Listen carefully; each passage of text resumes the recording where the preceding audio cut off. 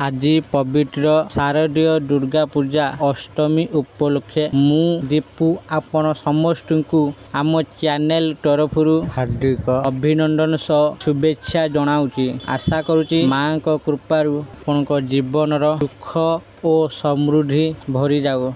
Happy Durga Puja all my YouTube family member. चलतु आरंभ करवा आज भिडियो को। आज घूर्णिबलय नवमी रे लघुचाप हेबाकु जाउची। आजिटू बढ़िबो वर्षार परिमाण। चलतु आजिर एही पाणीपागर अपडेट विषय रे जानिबा। वीडियो को देरी न करिकी चलतु आज भिडियो को आरंभ करवा। भिडियो आरंभ करने पूर्व आपण समस्त को अनुरोध जो मैंने आम चैनल को एपर्यंत सब्सक्राइब करना आपण मैंने एबे ही आम चैनल को सब्सक्राइब करदंतु। आउ वीडियो भल लगे वीडियो को बहुत मात्रा लाइक शेयर और कमेंट करदेवे। चलतु एबे आज भिडियो को आरंभ करवा। आज पुणी राज्य में बढ़िबो वर्षार परिमाण। अंडमान सागर में घूर्णिबलय सृष्टि हेबा नै पाणीपाग विभाग पूर्वानुमान करिछि। एहार प्रभाव में उत्तर ओडिशा और संलग्न बंगोपसागर में नवमी रे लघुचाप सृष्टि हेबार संभावना रही। एहा प्रभाव में दक्षिण ओडिशा रे अधिक वर्षा होई पारे। उपकूल ओडिशा रे हालुकारू स्वल्प वर्षा हेबार संभावना अच्छी बोली पाणीपाग विभाग सूचना देइछे। मंगलवार राज्यर किछि स्थान रे हालुकारू स्वल्प धरणर वर्षा होई पारे।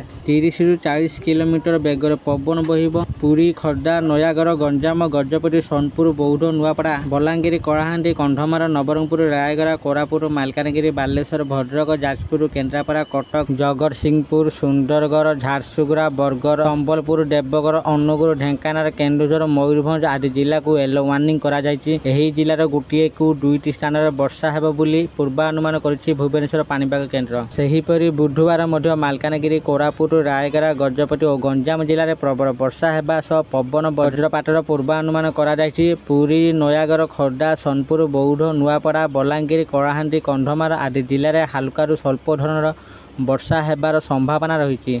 सेहीपरि दशहरा दिन राज्य में हल्कारू स्वल्प धरणर वर्षा हेब किंतु कलाहांडी कंधमाल रायगड़ा कोरापुट मालकानगिरी गंजाम गजपति कटक मयूरभंज केन्दुझर नयागढ़ खर्दा पुरी जिलार गोटे कि दुईटी स्थान में अति प्रबल वर्षा हेबार संभावना रही। एथिलागि एसबु जिला को येलो वार्निंग जारी करा जायछि। गुरुवार नवरंगपुर नुआपड़ा बलांगीर कलाहांडी बरगड़ जिलार गोटे किंबा दुईटी स्थान में प्रबल वर्षा होई पारे। एपटे राज्य में कौनसी नदी रे एबे बन्या स्थिति नाही। वर्षार प्रभाव कमिछि।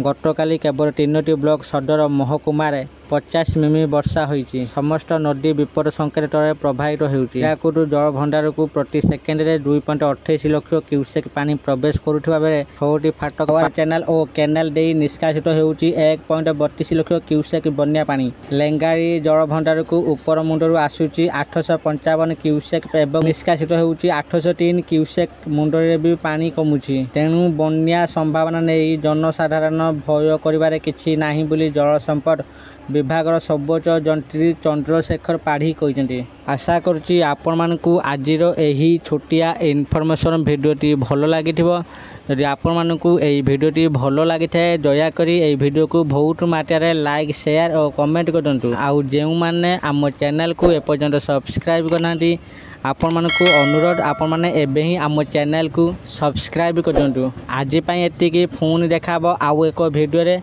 सेते पर्यंत मु आपण मानक ठारू विदाय नउची। धन्यवाद।